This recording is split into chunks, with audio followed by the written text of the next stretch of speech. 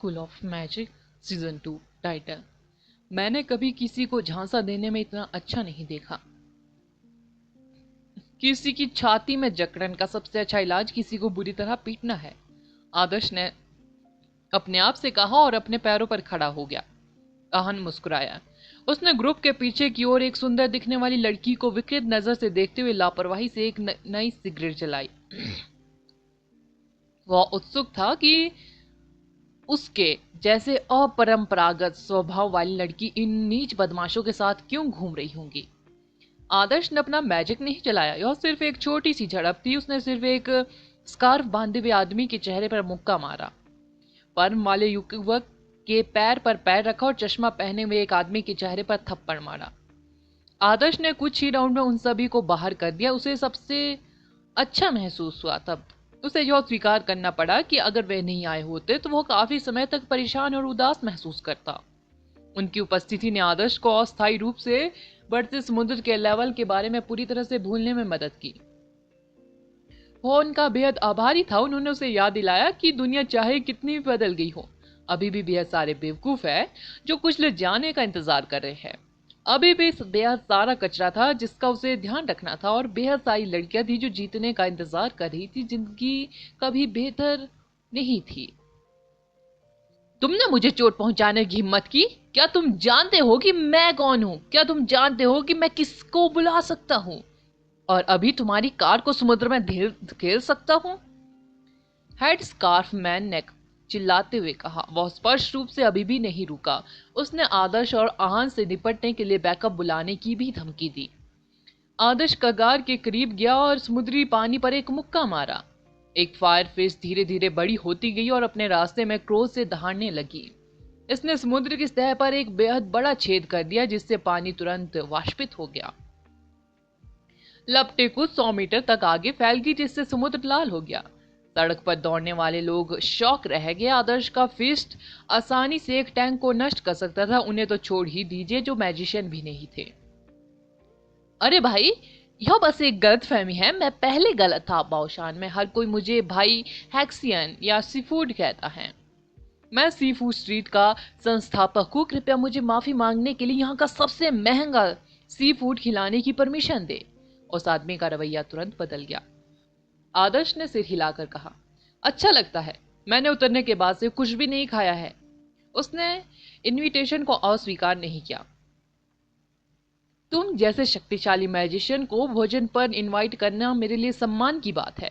यह मेरे लिए एक सम्मान की बात है, सचमुच। हेड स्कार्फ मैन ने एक जबरदस्ती मुस्कुराहट के साथ कहा। आहन और आदर्श बेहद शांत थे। उन्होंने भाई हैक्सियन के इनविटेशन को अस्वीकार करने की जहमत नहीं उठाई। यह वास्तव में सड़क पर दौड़ने वालों के लिए संघर्ष को हल करने का सबसे अच्छा तरीका था, क्योंकि वे सोच रहे थे कि उन्हें कुछ स्वादिष्ट व्यंजनों का आनंद लेने के लिए कहाँ जाना चाहिए। उस आदमी के सुझाव ने उनकी समस्या हल कर दी। वास्तव में उन्हें स्थिति के बारे में बेहद अधिक चिंता करने की जरूरत नहीं थी, क्योंकि वे केवल इसे स्वीकार कर सकते थे। जहां तक मानव जाति के भाग्यों का सवाल है, यह कुछ ऐसा था जिसके बारे में निषिद्ध मैजिशियनों और देश के नेताओं को चिंता करनी थी। थोड़ी शराब पीने के बाद भाई हैक्सिन, जिसका नाम रवि था, ने आदर्श और आहन से दोस्ती कर ली। रवि एक ऐसा आम आदमी था जो कमजोरों को धमकाता था और ताकतवरों से डरता था। रवि ने जो कुछ किया उसके बारे में आदर्श को ज्यादा चिंता नहीं थी। वह रवि द्वारा उन्हें दिए गए भोजन से काफी संतुष्ट था। आदर्श ने पेट भर खाना खाया। उसके फोन पर एक टेक्स्ट आया। यह चेयरमैन आदित्य के सचिव का था। चेयरमैन आदित्य को शायद पता चल गया कि वह देश वापस आ गया है। उन्होंने चेयरमैन आदित्य से वादा किया कि वे तटरेखा पर खतरे को हल करने के लिए टोटोम बीस्ट की तलाश करेंगे। उन्हें आश्चर्य हुआ कि खतरा इतनी जल्दी आ गया। इससे पहले कि वे टोटोम बीस्ट को खोज पाते, चेयरमैन आदित्य भी हैरान रह गए। यह राहत की बात थी कि देश को इतना भरोसेमंद नेता मिला, अन्यथा यह कल्पना करना कठिन था कि स्थिति कितनी बदतर होगी। मैं यहां से चला गया। चेयरमैन आदित्य मुझे उनसे मिलने के लिए बुला रहे हैं। मैं जा रहा हूं। आदर्श अपने पैरों पर खड़ा हुआ और रवि के और ड्रिंक्स के इनविटेशन को अस्वीकार कर दिया। आहन, जैसा कि अपेक्षित था, सुंदर लड़की से बातचीत कर रहा था। उसके पास आदर्श के साथ जाने के अलावा कोई विकल्प नहीं था। क्या तुम सच में शराब पीकर गाड़ी चलाना चाह रहे हो? बस मेरे साथ आओ, आदर्श ने उसे डांटा। अध्यक्ष कहाँ है? The university of magic. दोनों फ्लाइंग क्रेग स्नोवॉल्फ पर सवार होकर कुछ ही समय में निकल गए। स्पीड रेसर्स ने आदर्श को फ्लाइंग क्रेग स्नोवॉल्फ को समन करते नहीं देखा। वे बस यह देखकर हैरान थे कि आहन अपनी शानदार कार पीछे छोड़ गया था। सुंदर दिखने वाली लड़की भी सदमे में थी। उसके हाथ में कार की चाबी थी। आहन ने उसे जाने से पहले कार वापस लाने के लिए कहा। उसने उसके रिएक्शन का भी वेट नहीं किया। उसे समझ में नहीं आ रहा था कि क्या करे। आलीशान कार को देखते हुए उसका दिल जोर जोर से धड़क रहा था। भाई रवि, मैंने आज सचमुच बेहद कुछ सीखा है, चश्मा पहने आदमी ने कहा। इसी तरह मैंने कभी किसी को धोखा देने में इतना अच्छा नहीं देखा।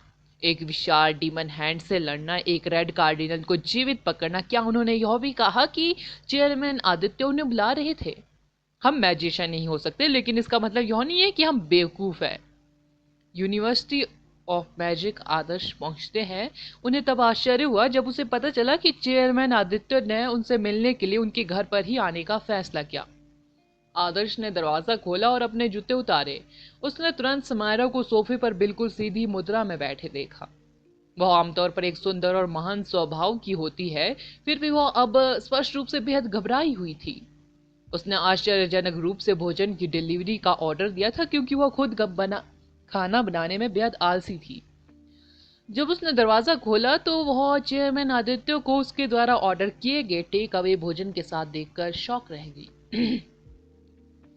चेयरमैन ने उसे बताया कि जब वह आए तो वह डिलीवरी बॉय से टकरा गए थे, इसलिए उन्होंने सुविधाजनक रूप से भोजन अपने साथ ले लिया। समायरा का दिमाग कुछ देर के लिए खाली हो गया। वह पूरी तरह खोई हुई थी। उसने जल्दी से चेयरमैन को अंदर बुलाया और अपने देश के नेता के लिए चाय बनाई। आदर्श अंदर आया और पाया कि चेयरमैन आदित्य अपने सचिव को साथ नहीं लाए, वे अकेले आए थे। मैंने भी वास्तव में यहीं से ग्रेजुएट किया है, चेयरमैन आदित्य, जैसा कि उन्हें पता था कि आदर्श क्या सोच रहा है। तो आप हमारे सीनियर हैं फिर? आदर्श चेयरमैन आदित्य के सामने बैठा था। उसने समायरा द्वारा बनाई गई महंगी चाय का प्याला गटक लिया, क्योंकि उसे थोड़ी प्यास लग रही थी। समायरा ने आदर्श को और सहायता से देखा। तुमने इसे देखा है? चेयरमैन आदित्य ने पूछा। मैंने अभी अभी ऐसा किया। मैं बेहद हैरान हूं, आदर्श ने स्वीकार किया। मैंने फिर भी गलत अनुमान लगाया, चेयरमैन आदित्य ने आह भरी।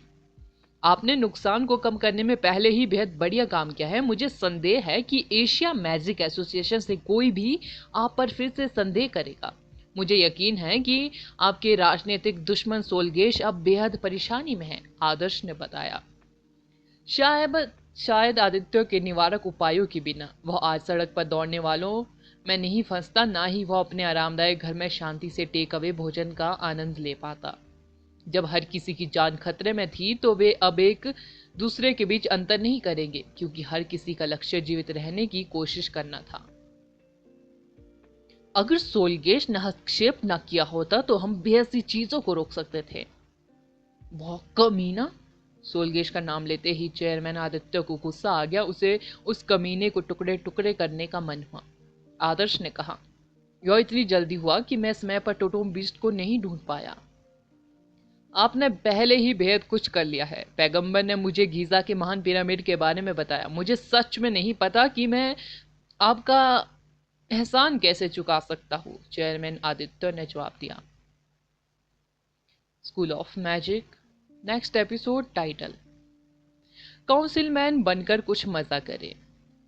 समायरा बातचीत सुन रही थी, लेकिन जल्द ही उसे एहसास हुआ कि उसे नहीं पता कि वे किस बारे में बात कर रहे थे। गीजा का महान पिरामिड? क्या पिरामिड में मिस्र नहीं थे? ऐसा क्यों लग रहा था कि गीजा का महान पिरामिड उनके देश में ही मौजूद है? गीजा के महान पिरामिड से जुड़ी घटना को जनता के सामने उजागर नहीं किया गया। उत्तरी घाटी के लोगों को निकालने को मुख्यालय शहर में लोगों को ट्रांसफर करने के लिए एक ऑपरेशन के रूप में वर्णित किया गया था। जो कुछ भी हुआ उसके बाद लोग पहले से ही काफी चिंतित थे।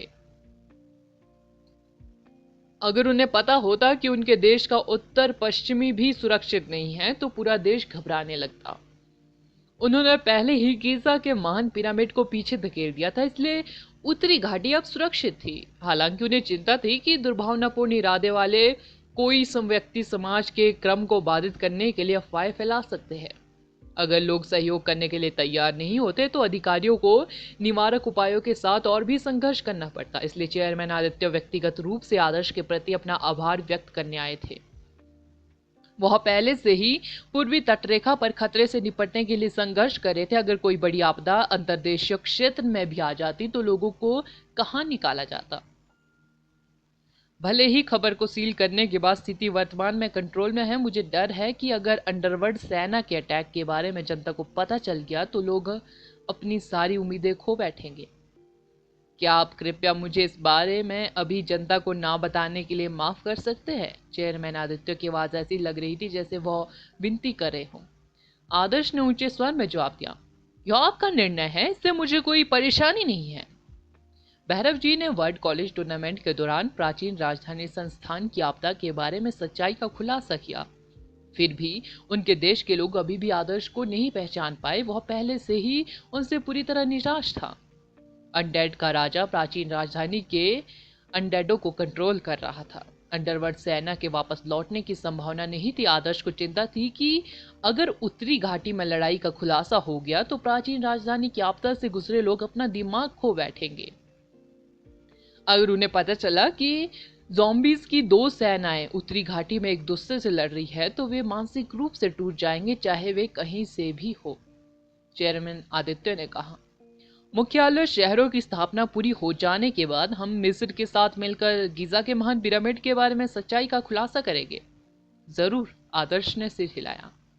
वैसे आप ही है जिन्होंने कोल्ड प्रिंस को जिंदा पकड़ा था, क्या आप उससे पूछताछ करना चाहते हैं? हम उसे कल इंटरनेशनल न्यायालय को सौंप देंगे।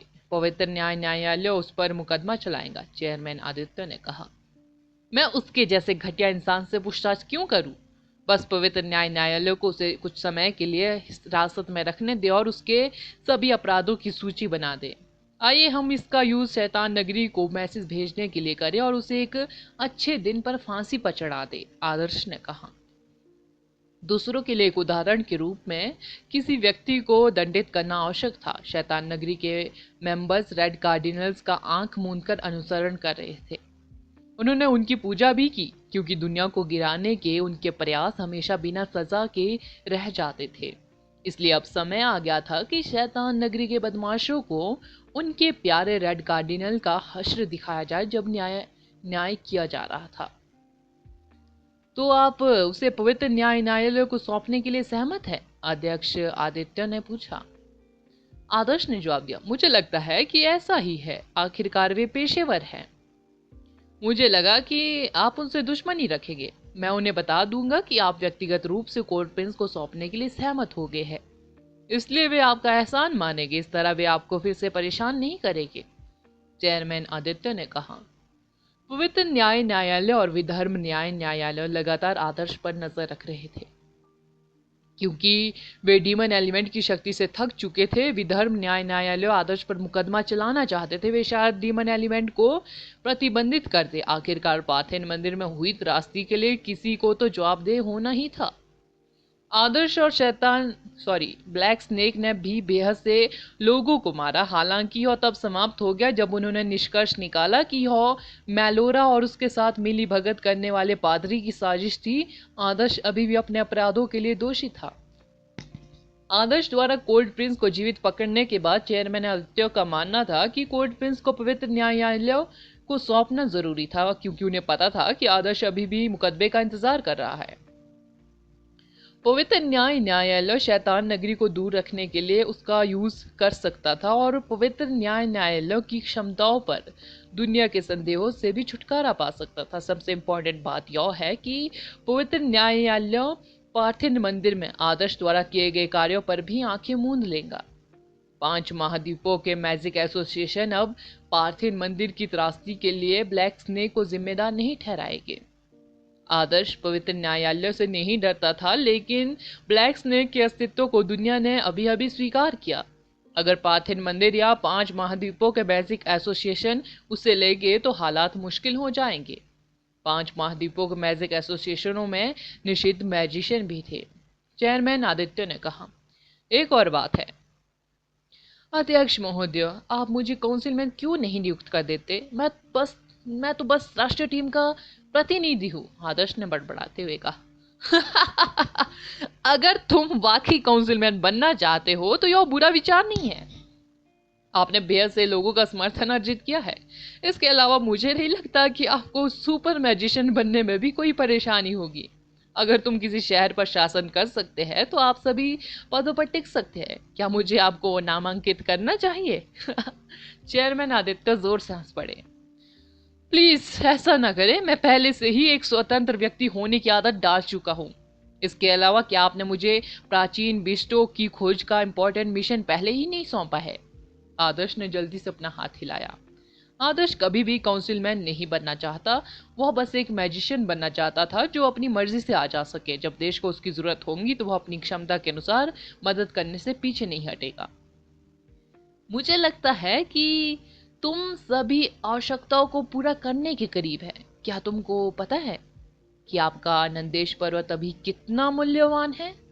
चेयरमैन आदित्य एक चालाक लोमड़ी की तरह मुस्कुराए। आदर्श को काउंसिलमैन के रूप में नियुक्त करना कोई बुरा विचार नहीं था। बेहद से काउंसिलमैन आदर्श से कम प्रभावशाली थे। हो सकता है कि उन्हें राजनीति और किसी क्षेत्र का प्रबंधन और शासन कैसे किया जाए इस बारे में कुछ भी पता ना हो, लेकिन मैं आसानी से इन जिम्मेदारियों को कुछ अन्य अधिकारियों को सौंप सकता था। काउंसिलमैन सिर्फ पद का प्रतीक था। प्रत्येक काउंसिलमैन अलग अलग चीजों के लिए जिम्मेदार हो सकता था। नंदेश पर्वत के बारे में क्या? आदर्श ने भ्रमित चेहरे से पूछा। नंदिनी हमेशा नंदेश पर्वत की प्रभारी थी, इसलिए आदर्श को इसकी वर्तमान स्थिति के बारे में बिल्कुल भी जानकारी नहीं थी।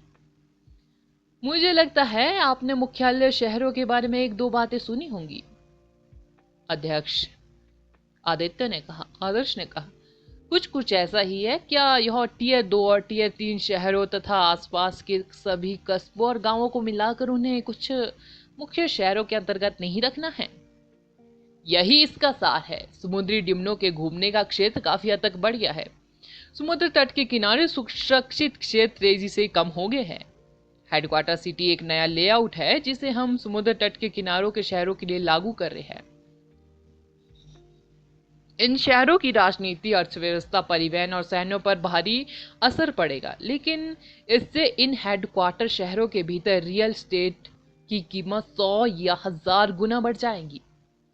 आपका नंदेश पर्वत फेनिया मुख्यालय शहर का एक हिस्सा है। वहां की भूमि विशाल है जिसमें रक्षात्मक उद्देश्यों के लिए अनुकूल भूभाग है। मुझे विश्वास है कि टियर 2 और 3 शहरों और आसपास के कस्बों और गांवों से बेहद से लोग आपके यानी नंदेश पर्वत की नई चांद की भूमि पर जाएंगे। चेयरमैन आदित्य ने एक्साइटेड होकर कहा। तो आप कह रहे हैं कि मैं भाग्य बनाने जा रहा हूं, आदर्श ने कहा। यदि आप अपने नंदेश पर्वत को अच्छी तरह से प्रबंधित कर सकते हैं, प्राचीन राजधानी में आपकी प्रतिष्ठा और वर्ल्ड कॉलेज टूर्नामेंट जीतने के बाद आपके योगदान और शैतान नगरी को आपके द्वारा पहुंचाई गई क्षति को देखते हुए आपके पास निश्चित रूप से काउंसिलमैन बनने का एक बड़ा मौका है, अध्यक्ष, आदित्य ने मुस्कुराते हुए कहा। अगला एपिसोड जानने के लिए बने रहे मेरे इस चैनल के साथ। Thank you.